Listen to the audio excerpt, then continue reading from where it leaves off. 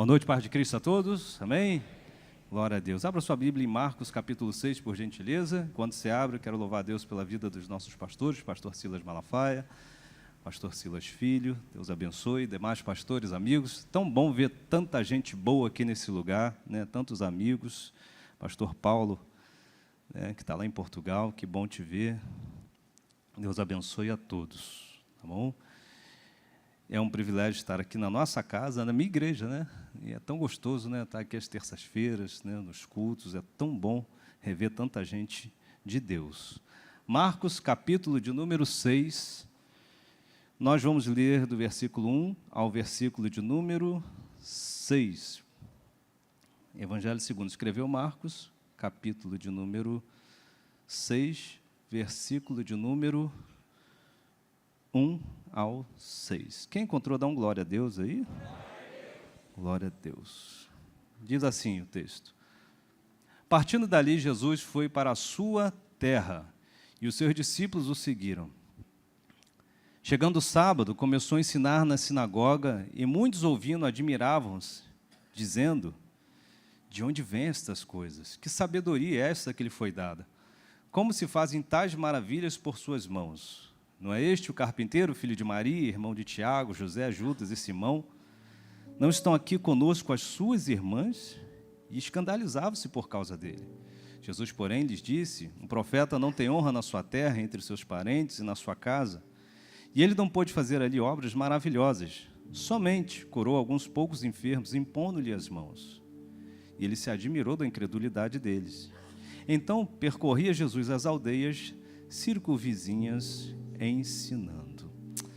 Vamos orar? Pai, pedimos a Tua intervenção, Deus, a Tua boa mão estendida também neste momento, Senhor, que a Tua palavra produza fruto ao seu tempo, Senhor, e que ela faça, Deus, tudo aquilo que o Senhor determinou, Senhor.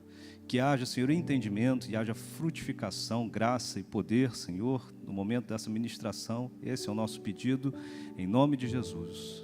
Amém. Gente, usei um texto aqui bem simples, eu vou pedir para você deixar a sua Bíblia aberta, por gentileza, tá? E uma mensagem simples dentro de um texto simples, mas eu acredito que pode te abençoar e abençoar muito. Eu não sei se tem gente aqui, provavelmente tem gente que veio do norte, nordeste, né, que está há anos aqui no sudeste, no Rio, e de repente você se vê voltando à sua terra, vez ou outra, né, nas suas férias, por exemplo. E é muito legal quando a gente volta, né, na rua que foi criado. E aí você encontra um monte de gente que você tem uma memória afetiva. Aí você pergunta: cadê fulano? Aí alguém diz assim: ih, rapaz, casou. E a outra? O que aconteceu? Isso, aí tem 4 filhos agora. Né? E o outro está preso. E o outro se mudou. E o outro não tem notícia. E o outro, rapaz, está na mesma. E a gente passa por essas experiências, né, de retorno. E esse texto é muito interessante, que ele fala sobre retorno, sobre volta às origens, né? Mas uma sentença simples, aqui para a gente começar, simples, que não tem novidade nenhuma. Você pode decidir o seu futuro, mas você não pode escolher o seu passado. Você pode nortear a sua vida para onde ela vai, mas você não consegue alterar o que já passou. Exemplo, a gente decide com quem quer casar, mas você não decide quem é o seu pai ou a sua mãe. Você escolhe com quem você se relaciona, não é verdade? Quem você dá abertura, intimidade, se transforma no seu amigo, mas você não tem o poder de decidir quem serão, ou quem as pessoas que serão seus irmãos. Você até escolhe a casa, o bairro, onde morar, dentro das suas possibilidades, mas você não escolhe de onde você veio, aonde você cresceu, o local que você nasceu. E essa ideia, ela é uma ideia interessante porque faz sentido aqui nesse texto. O capítulo 6, versículo 1, ele começa com uma frase interessante, dizendo assim: partindo dali, Jesus foi para a sua terra. Jesus foi para a sua terra. Então nós temos 2 elementos aqui a entender. Nós vamos construir a partir desses 2 elementos e nós vamos fechar uma aplicação sobre a sua vida para entender esse texto. Primeiro, nós vamos entender o que é a sua terra. Repare que o escritor Marcos, ele não dá o nome da região, ele só diz a sua terra, mostrando o vínculo desse local com Cristo Jesus. Você sabe que Jesus, ele nasce em Belém. e passa a sua primeira infância no Egito. Ele vai lá por conta de um infanticídio que Herodes promovia, e para fugir, né, desse momento trágico, seus pais o levam durante um período para o Egito.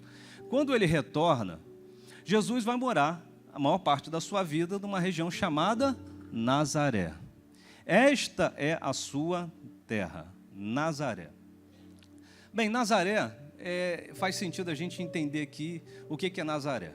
Nazaré é o local que ele passa grande parte da sua trajetória. Você sabe que Jesus começa seu ministério com seus 30 anos, então o que ele faz durante toda a sua infância, adolescência até 30 anos, ele está em Nazaré.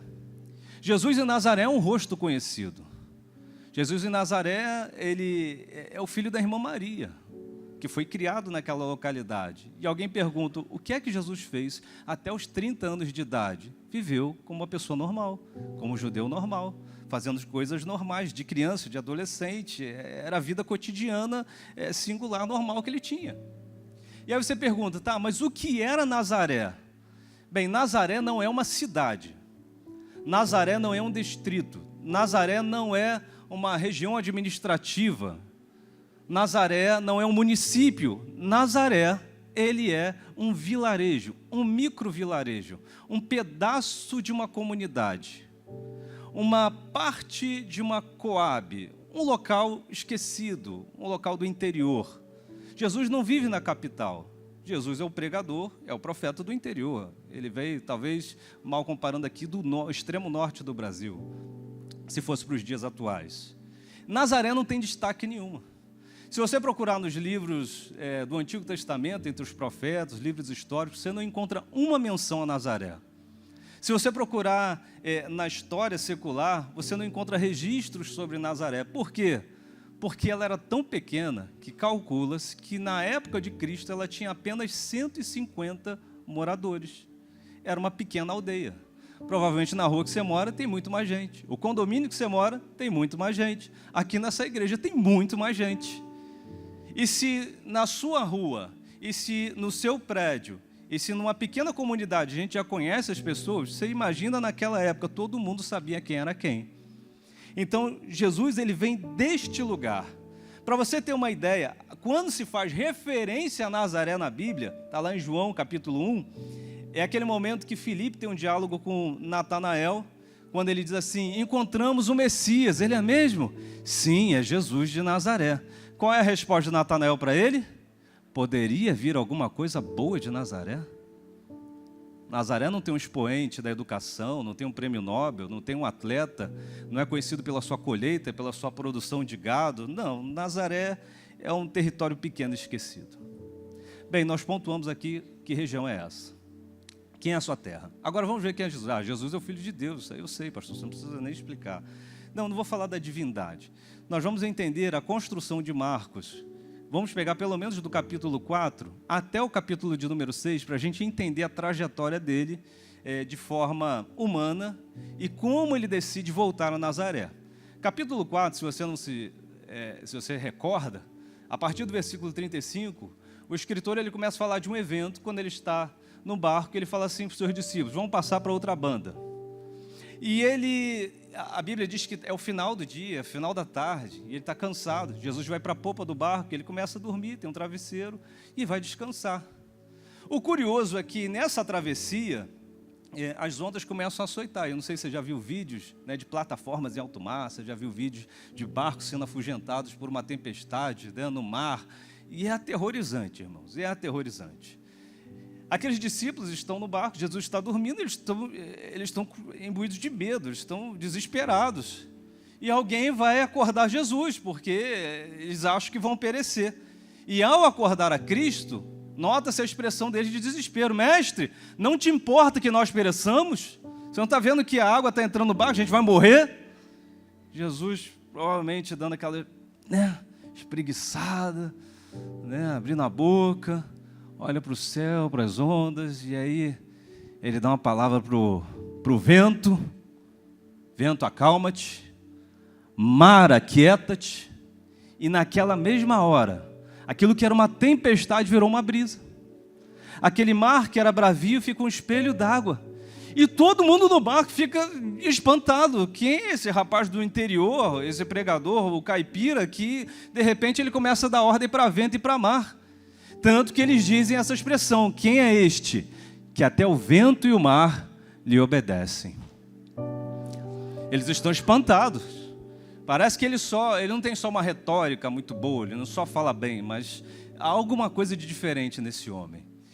Eles desembarcam agora, o navio atraca numa outra banda, e agora eles estão numa região chamada Decápolis. Decápolis, o prefixo deca é 10, né? E polis, cidade. Então são 10 cidades. Havia ali 10 cidades que não eram israelitas, e dentre uma delas, a região de Genezaré, né, ou de Gadara, tinha um homem que era muito famoso naquela região, e Jesus coloca os pés ali. Esse homem era um homem esquisito. Se você morasse lá naquela época, se você tivesse filho, você ia falar: filho, não passa ali por aqueles montes, não. Filha, cuidado de noite de passar perto do cemitério. Por quê? Por quê, mamãe? Filha, porque tem um homem ali que ele anda nu. E ele anda uivando e gritando de noite e de dia. E ele é esquisito, tem comportamentos bizarros, ninguém consegue conter ele. E talvez a filha falasse assim: mãe, mas por que não prende ele? Pois é, já tentaram prender.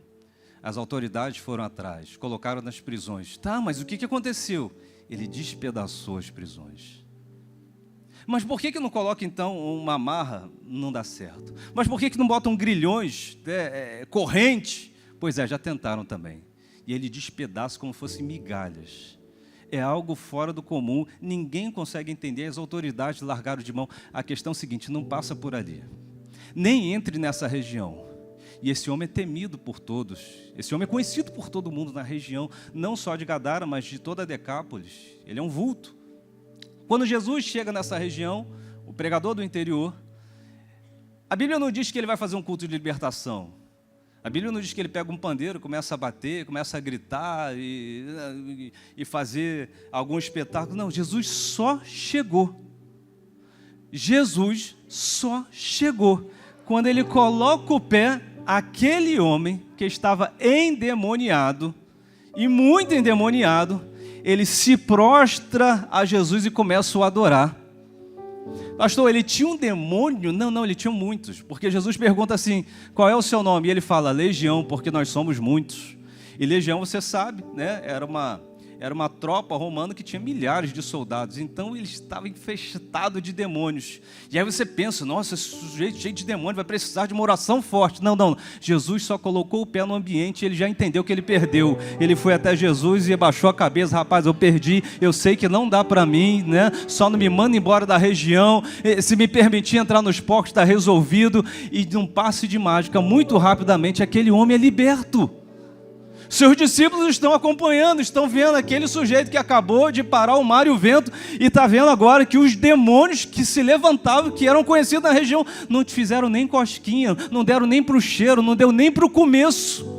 Aquele homem é liberto, ele deseja voltar com Jesus. Não, fica por aí, vai para lá testemunhar o que aconteceu. E ele fica limpo, são. A Bíblia diz que agora ele está vestido e as pessoas estão espantadas. Quem pôde fazer algo como esse? Quem teve poder? Porque as autoridades, as cadeias, né, o ferro, a tecnologia não prendeu ele. Mas como é que esse rapaz, com sotaque, chega num lugar desse, nenhum faz nada e liberta esse homem? Alguma coisa esquisita está acontecendo. Jesus entra no barco e retorna. Agora ele volta mais uma vez para a sua região. E quando ele chega, ele já é recepcionado por uma multidão. A Bíblia diz que multidões estão atrás de Jesus. Eu sei se você já viu multidão. Um jogo de futebol, uma manifestação na rua, aquele aglomerado de pessoas. E ele tá rodeado de muita gente. Nesse cenário aparece um homem chamado Jairo. Guarde esse nome, Jairo. Quem é Jairo? Jairo é o chefe da sinagoga. Jesus, quando ele começa o ministério, ele tem 30 anos, então ele é um jovem pregador. Jairo, por ser chefe da sinagoga, provavelmente alguém de uma idade bem avançada para chegar a esse posto. É o cargo máximo da religião naquele local onde alguém poderia chegar, respeitado por todo mundo. Sujeito onde ele passava, as pessoas batiam continência, né, para quem era Jairo. E Jairo está desesperado, porque ele tem uma filha, e a filha está morrendo, e a religião dele não deu jeito. E os seus escritos e o seu entendimento da Torá não salvou a criança. E os seus procedimentos rabínicos não salvaram. E nada do que ele conhecia dava jeito. E ele está desesperado, a ponto que ele vai até esse jovem do interior, com um jeito estranho, com roupas simples. Gente, Jesus era simples, e ele se prostra perante Jesus, e ele pede: pelo amor de Deus, misericórdia, minha filha está morrendo, será que o Senhor pode ir lá e ajudar? E Jesus: ok, eu vou, tudo bem. Ele resolve ir. Só que a multidão está longe, está junto com ele. A multidão está apertando de um lado para o outro. Eu não sei se você já passou pelaquela situação de que o horário de pico, você está numa estação de metrô e a porta abre. E aí você não precisa fazer força, só deixar a galera levar. Eu não sei se você já esteve dentro de um transporte público que estava tão lotado, que aí você vai coçar o pé assim, a perna, quando você vai botar o pé no chão, cara, não dá. E era a multidão apertando Jesus de um lado para o outro. E naquela multidão que vai de um lado para o outro, de repente Jesus fala: peraí, alguém me tocou. Gente, se eu estou do lado, se você está do lado, você fala: sério que alguém te tocou? Jesus brinca demais, né? Alguém te tocou, lógico que alguém te tocou. Não. Alguém me tocou diferente. Porque de mim saiu virtude, saiu poder. E a palavra ali é dunamis, poder mesmo, poder de Deus. Um poder saiu de mim, emanou e realizou um propósito. Quem foi? A Bíblia diz que ele ficou olhando em volta, e aí alguém sai do meio da multidão e fala: sou eu. Quem sai da multidão? Você conhece o texto, uma mulher que há 12 anos, enferma, que a Bíblia diz que gastou todo o dinheiro que tinha com medicina. Alguém dizia para ela: não, vem aqui que eu tenho um remédio que é tira e queda. Não deu jeito. Alguém falou: não, eu conheço um rapaz e ele é estudioso, ele deu jeito e muita gente doente, vem cá. E ninguém deu jeito. O outro falou que resolvia, não resolveu. Gente, comeu o dinheiro dela, comeram os sonhos, comeram os anos de vida, de tudo que ela possuía, mas ninguém resolvia. Mas ela olha assim: se aquele rapaz do interior, se ele é tudo aquilo que estão dizendo que ele é, eu vou pedir nem para ele orar, eu só vou encostar nele. Se eu encostar, alguma coisa acontece. E não é que aconteceu? Instantaneamente essa mulher foi curada. Instantaneamente a hemorragia, que durava 12 anos, cessou. E ela percebe, Jesus percebe. E ela, com medo de alguma represália: não, minha filha, está tudo certo, a tua fé te salvou, vai em paz. Os discípulos estão do lado e vão fazendo a conta. Eu vi o vento parar, eu vi demônio se prostrar, e agora eu estou vendo uma mulher ser curada de um negócio que não dava jeito. Eles continuam andando, lembra? Eles estão indo para a casa de Jairo, o chefe da sinagoga. Jesus entra na região, chega na porta da casa de Jairo, uma pessoa importante, conhecida, e talvez quem estava ali próximo não entendeu nada. Por que não entendeu nada? Porque todo mundo sabe quem é Jairo, que de religião ele entende, que de religião ele conhece texto, ele conhece Torá, ele abre sinagoga, ele sabe tudo, ele convida a gente. Só que a realidade está batendo na porta dele, ele não tem mais o que fazer. E não entende nada. Gente, o rapaz do interior, aquele jovem que está começando, está na casa do experiente. Rapaz, vamos ver no que isso vai dar. E Jesus chega na sua simplicidade, entrando na casa. Quando ele entra, vem a notícia: a menina está morta, não tem mais o que fazer. Jesus retruca, não dá ouvido para essas pessoas e diz assim: essa menina está dormindo. Ela dorme. Qual era a reação das pessoas que estavam ali? Começaram a rir. Começaram a rir por quê? Porque está vindo um inexperiente na casa de um doutor. A menina morre. Rapaz, ele pode entender de muita coisa, ele pode falar muito bem, ele pode arrebatar a multidão, mas diante da morte ele não entende nada. Agora ele perdeu a sua viagem e não tem mais o que fazer. E começa a rir dele, tipo, ele não sabe nem o que está falando, está dizendo que está dormindo. A menina está morta, virou chacota.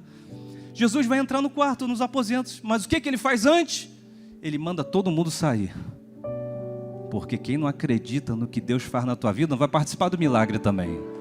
Se não tem fé para acreditar em você, também não tem que te acompanhar, não. Tem que junto contigo se acreditar até o fim. Sai todo mundo, só entra a minha equipe que acredita. Quem crê? Vem aqui. Menina deitada, gente desesperada. O que Jesus faz diante da morte? O que ele sempre fez. Talita cumi, menina, levanta-te. E o que aconteceu? Nada, ele levantou na mesma hora. O poder da morte não fez também cócegas perante Jesus. Jesus nem tomou conhecimento da morte, mandou a garota se levantar e ele exaltou ao Deus Todo-Poderoso que o enviou. E assim era o poder de Deus. Ei, irmãos, entenda uma coisa. Jesus, ele vem de uma trajetória que começa em Marcos 4, que eu te falei, que estava vencendo o vento, né? E agora a multidão seguindo, e culmina ressuscitando um morto. Gente, ele está rodeado por uma multidão. Ele está no ápice. Ele está no auge da sua vida. O seu rosto é capa das manchetes, dos jornais, da rede social da época. E todo mundo só fala em Jesus. Não tinha rede social, é lógico, mas o boca a boca devia ser tão violento porque já tinha multidão. Depois desse evento, imagine o que não era andar perto de Jesus. Imagine no que era a vida desse homem. Ele está no auge. E é nesse momento que começa o capítulo 6, versículo 1, o texto que nós lemos, que falando assim: e Jesus decide partir dali e voltar para a sua terra. Que terra?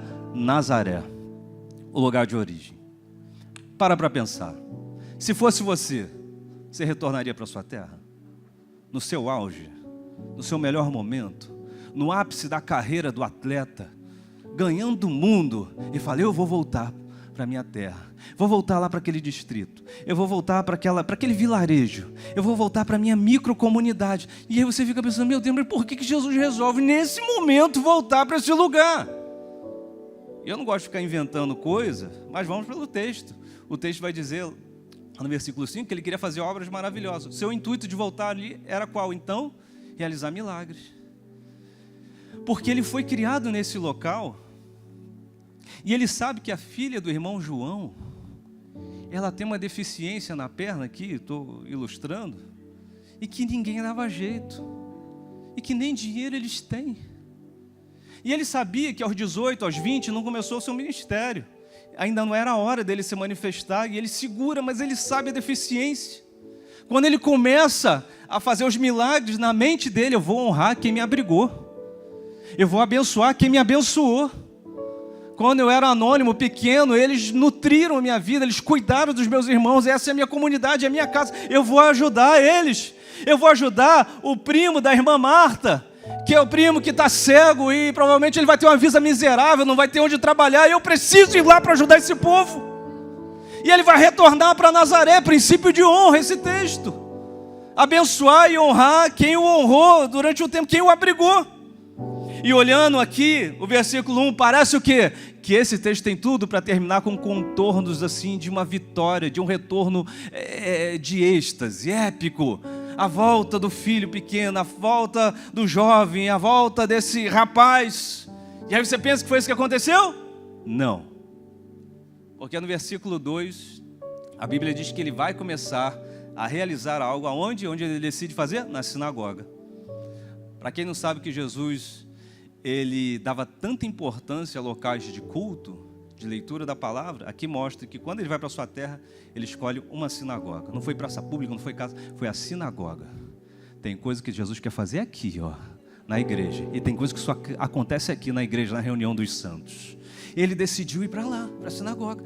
Esse texto não diz, mas se você pega outro evangelista, ele vai falar que ele abre Isaías, se eu não me engano, 61, se eu não me engano, que ele vai falar que o Espírito do Senhor está sobre mim, e ele está desejoso de ser usado para fazer milagres. Só que fazem 5 perguntas, mediante aqui o versículo de número 2. 5 perguntas, quando Jesus começa a operar, curar e a pregar. Eles dizem: de onde vêm estas coisas? 2, que sabedoria é essa? 3, como se faz tais maravilhas por intermédio das suas mãos?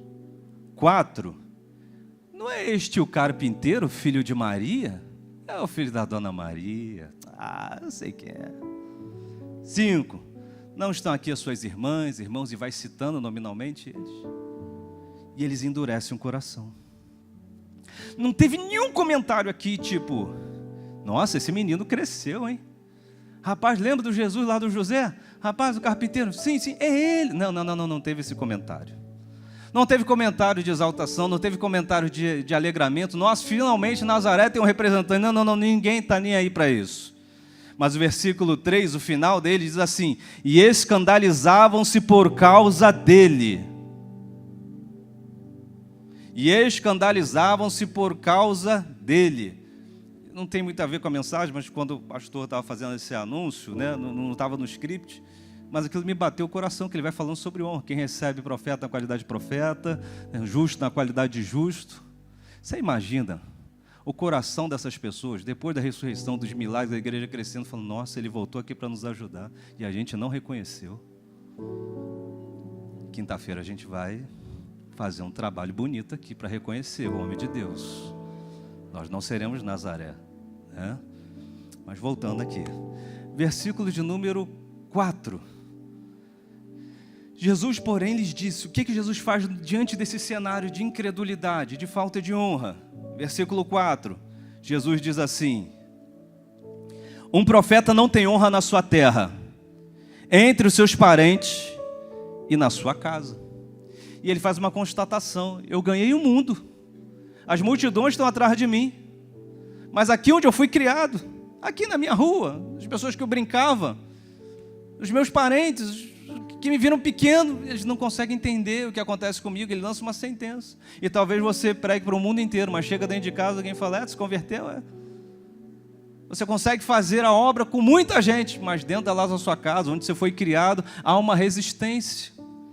Isso aconteceu com Cristo.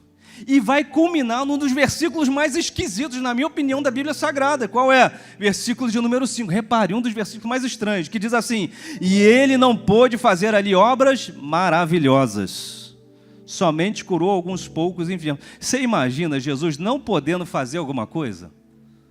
O Criador dos céus e da terra, né? Leia João capítulo de número 1, que vai ver que por intermédio dele todas as coisas foram criadas. Só que agora não acontece. Só que agora está dizendo que ele não pôde fazer. Agora pensa no que eu estou dizendo aqui. Porque se a gente voltar um pouquinho, a tempestade parou ele? Não. Os demônios pararam ele? Não. A enfermidade parou ele? Também não. E a morte? Também não. Todas elas recuaram, baixaram a cabeça e se curvaram mediante a soberania de Cristo. Então, que a tempestade não fez, os demônios não fizeram, a doença não fez, a morte não pôde fazer. Esses homens agora se opuseram e pararam. O que me leva a entender que o que limita o poder de Deus, o que para a operação de Deus, não é a circunstância que você vive ou que eu vivo, mas é a nossa incredulidade. O tamanho do poder de Deus na sua vida não tem a ver com o momento que você está vivendo, tem a ver com a tua fé. Se tu crê, tudo é possível ao que crê. Tudo é possível ao que crê. Só você pode interromper o processo de milagre de Deus na sua vida. Demônio se levanta, não tem poder. Ah, pastor, tem uma enfermidade aqui, ela não tem poder. Pastor, estou vendo um momento da minha vida que isso, eu nem sei explicar. Ele não tem poder. Só você pode interromper o fluxo do poder de Deus na tua vida. E o retrato desse texto não é um jovem que é recebido como um herói aclamado, nem alguém, um personagem que é recebendo um busto em praça pública pelos seus feitos, não, mas é um profundo caso de rejeição. Alguém que foi subestimado, ignorado, preterido, deixado de lado. Cumpre-se aqui Isaías 53, que diz que ele era o mais rejeitado de todos os homens. Cumpre-se aqui João capítulo 1, versículo de número 11, que diz que ele veio para o que eram os seus, mas os seus não o receberam. E a dor da rejeição, irmãos, ela não mexe no seu corpo, ela mexe na sua alma. É aquele sujeito que trabalhou numa empresa, chegava todos os dias cedo, nunca colocou atestado, deu exemplo, e um dia alguém disse para ele, você está velho. Você não presta. E não paga nem os direitos dele. Vai na justiça, corre atrás dos seus direitos. E ele sempre foi honesto. E ele se sente como um copo descartável que alguém aperta assim e joga no lixo. Rejeição e amargura deixa a gente doente. Pessoas são entregues assim à depressão. E o curioso é que Nazaré vai tentar atingi-lo de um jeito, porque Nazaré é gente próxima. A rejeição não dói dos de longe, a rejeição dói dos de perto. Só que até o versículo 5, a gente parece que tem uma história assim meio catastrófica, ruim, amarga. E por que eu leio esse texto? E o que ele faz sentido para a minha vida, para a sua vida, para a nossa vida e alguma lição? como Jesus se comporta nesse cenário? Como Jesus se comporta quando isso acontece com ele, na pele dele? Qual é a forma dele de pensar, de reagir, de raciocinar no meio dessa situação? O que a gente faz quando uma situação aparentemente é um fracasso, é um local que não fluiu, ele deseja fazer uma coisa e não acontece? O que a gente faz nessa hora? Então vamos aprender com Cristo. Capítulo 6, versículo 6 diz: e ele se admirou da incredulidade deles. O texto diz que ele chorou, sim ou não? Sim ou não? O texto diz que ele entrou em depressão, sim ou não? O texto diz que ele começa a bater boca com essas pessoas, sim ou não? Não, ele só ficou admirado. Ele admirou, porque a gente é ser humano, fica admirado. Meu Deus, eu ia ajudar e essa resistência. Ele ficou admirado. E aí continua dizendo o quê? Então, faz o que Jesus? Percorria Jesus as aldeias circunvizinhas ensinando. O que ele fez diante desse quadro? Nada, ele continuou fazendo o que sempre fez. O que eu faço quando uma coisa não dá certo? Nada, eu continuo fazendo o que Deus me chamou para fazer. O que eu faço quando tem um quadro como esse? Se você prega, continue pregando. Se você cante, continue cantando. Se você opera, continue operando. Se você advoga, continue advogando. Se você é médico, continue operando alguém, um paciente, continue clinicando, continue fazendo o que Deus te chamou para fazer, porque não é Nazaré que vai te parar. Se Deus te chamou, se alguém teve uma resistência, não se importe, continue fazendo o que Deus mandou você fazer. Simplesmente continue, continue, continue, continue, continue, continue. Ele não tomou conhecimento, ele continuou fazendo o que era para fazer. Todos nós temos as nossas Nazaré da vida. Todo mundo tem um ponto onde você fala: aqui não deu certo, aqui me traz uma amargura, aqui não é muito bom, aqui fere a minha alma. Faz parte da humanidade, é um lugar que a gente não conseguiu, é uma área que não deu certo, é um momento em que não fluiu. Só que Jesus não bate boca com ninguém. Jesus não discute com eles: vocês não sabem quem eu sou, vocês vão ver daqui a pouco tempo o que vai acontecer. Jesus não bate boca, Jesus não muda quem ele é, Jesus não muda os planos, ele continua sendo quem ele sempre foi. Por quê? Porque maturidade é saber que nem sempre você vai ser aceito por todo mundo, e tá tudo bem. Só não mude quem você é por causa disso, porque quem te chamou, quem te deu graça, quem te levantou, é quem vai te garantir lá na frente para a glória de Deus.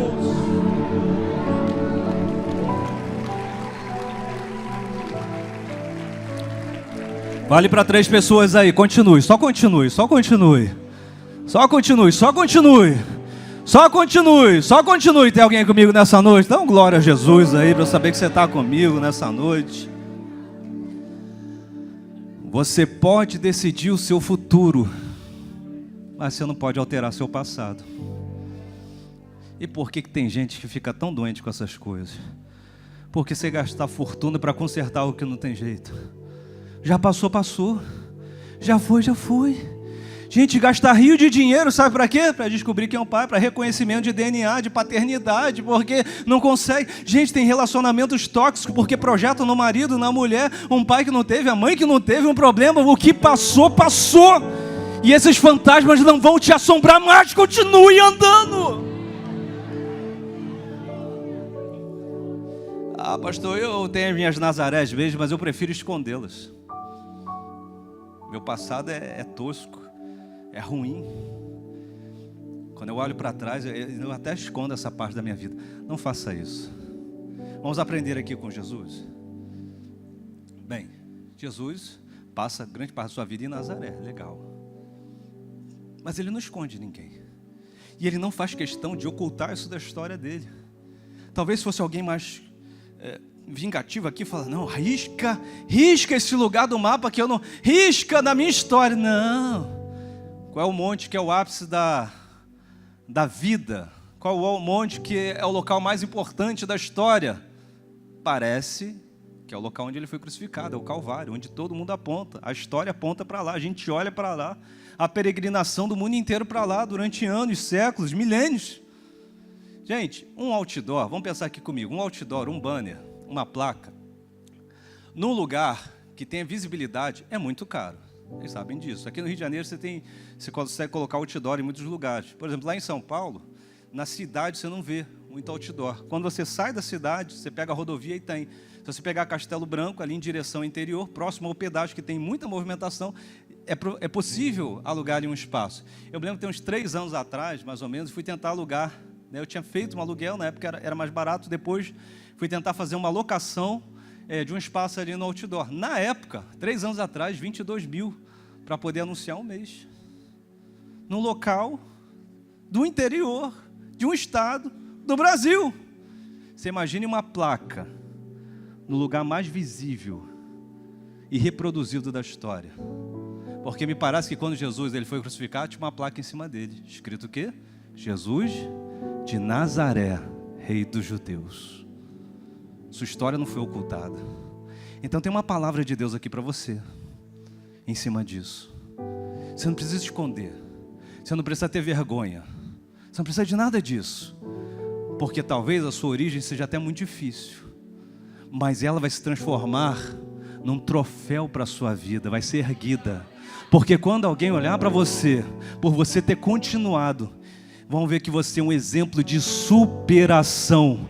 Alguém vai dizer para você assim, tinha tudo para ter parado, porque da onde ele veio realmente tem que ter muita gana. Vão olhar para você e vai falar, da onde você mora, isso aí não dá em nada. Da onde você veio é vergonha. Não, eu vim de lá, eu vim do beco, eu vim da comunidade, eu vim de uma vida simples.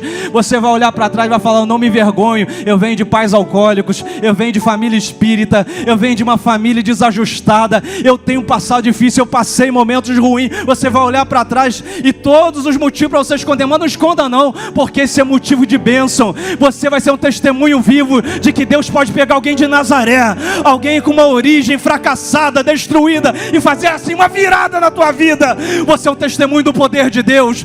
Acredite no poder de Deus e não se envergonhe, porque um dia essa tua origem vai lá para cima, vai ser troféu. A sua história vai ser um troféu, a sua história vai ser um testemunho para a glória de Deus.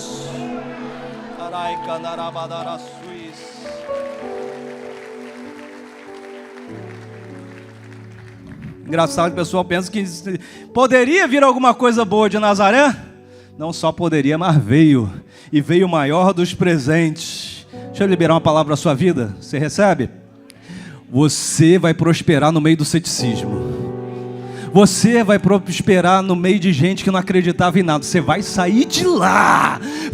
Deus vai te arrancar e vai mostrar que você é muito maior para a glória de Deus. E o Deus que te serve, Ele não te mede pela tua origem, Ele não te mede pelo teu currículo, Ele não te mede pelo teu pedigree, Ele não te mede por coisas humanas. A métrica de Jesus e de Deus é diferente. Ele não vê os irmãos mais altos, Ele olha o que está dentro do coração. Os homens veem a aparência, os homens veem o poder aquisitivo. Jesus vê outra coisa. Jesus vê o que está aí dentro. Jesus vê o que tem aí dentro. E eu profetizo, tem virada, tem poder de Deus, tem coisa grande para a tua vida chegando. Aleluia. Quem recebe, irmãos, eu recebo, pastor, eu recebo. Jesus tem palavra liberada, tem virada para você hoje.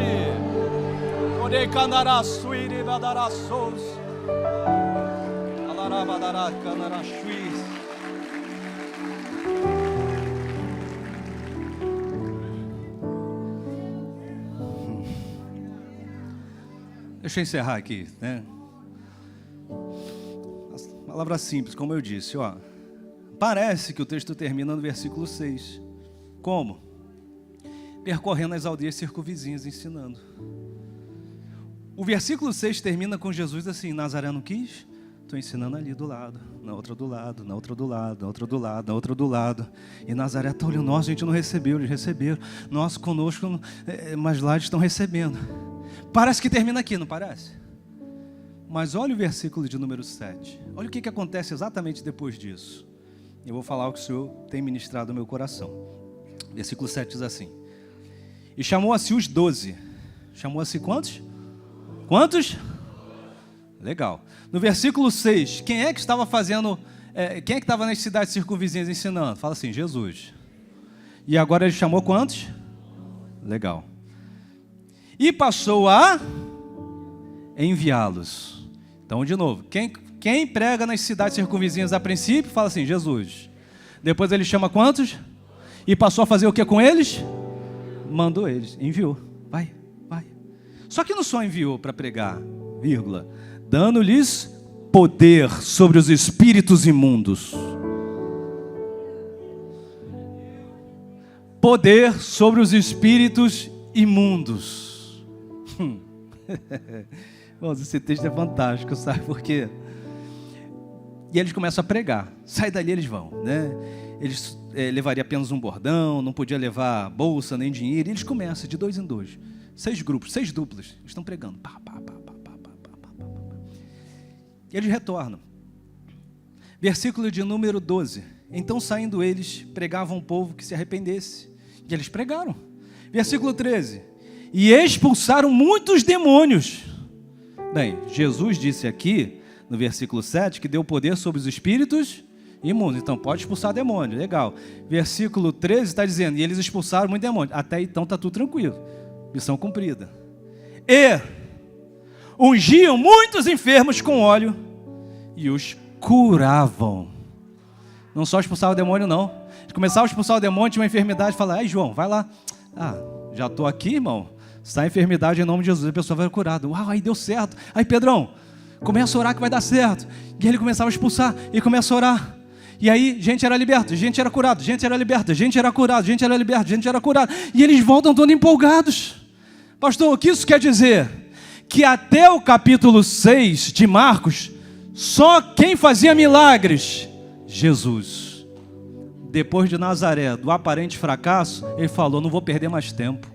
Isso aqui está me dando uma estratégia. Eu perdi muito tempo aqui, eu não vou sozinho não, vou repartir. Agora, ninguém vai parar, gente. Se eu fazer o trabalho de um, agora são 13 fazendo a mesma coisa, eu mais 12. E ele multiplica agora. Sabe o que vai acontecer? Nos momentos que aparentemente são dos maiores fracassos, mais difíceis, Deus vai te dar as maiores ideias. Você terá as grandes oportunidades. Vai emergir dali estratégias da parte de Deus. Aí, deixa eu liberar algo para você. Esse fracasso, essa decepção, essa rejeição, esse aparentemente fracasso, não deu certo, não vai te derrubar, mas o que é que vai acontecer? Vai te deixar mais forte, vai te deixar mais forte, você vai se levantar com muito mais poder e autoridade, você vai remodelar a sua estratégia, vai chegar uma estratégia do céu. Ele abre as suas mãos aí, eu quero declarar diante de Deus, há de chegar na sua vida uma estratégia dos céus, não é humana, não é de homem, mas vai vir de Deus, e um tempo de crescimento vai chegar. Eu declaro essa palavra sobre a tua vida, em nome de Jesus.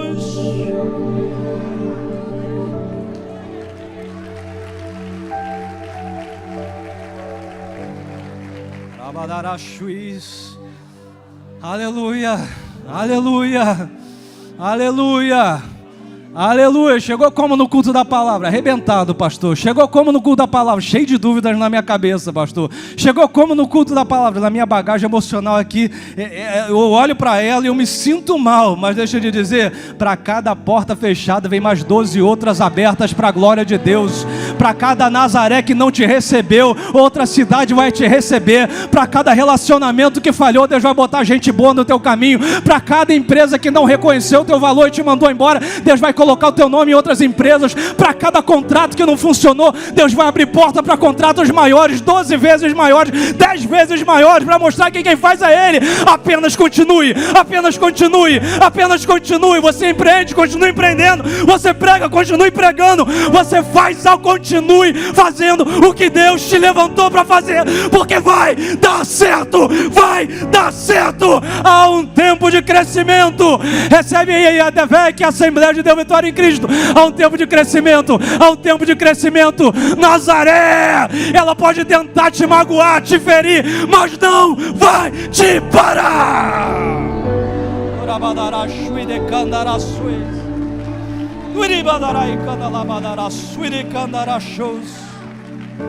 Apenas continue, apenas continue, apenas continue, apenas continue. Eu sinto a graça de Deus descer nesse lugar. É uma palavra profética descendo.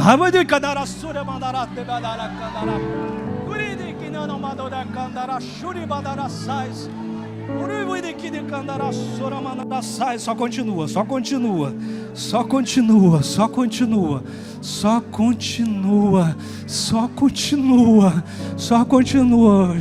Deus está colocando aí no teu tanque agora, colocando óleo de novo, colocando graça de novo, colocando disposição de novo, capacidade de sonhar, capacidade, isso não acabou não, você não é um testemunho vivo de uma coisa morta, não, tem tempo novo. A glória da segunda casa ainda será muito maior do que a da primeira, assim diz o Senhor sobre a sua vida. Tem coisa nova, tem coisa nova, tem coisa nova, tem um tempo novo para a glória de Deus. Só quem recebe, dá glória a Jesus. Deus te abençoe. Deus te abençoe em nome de Jesus. Obrigado, pastor.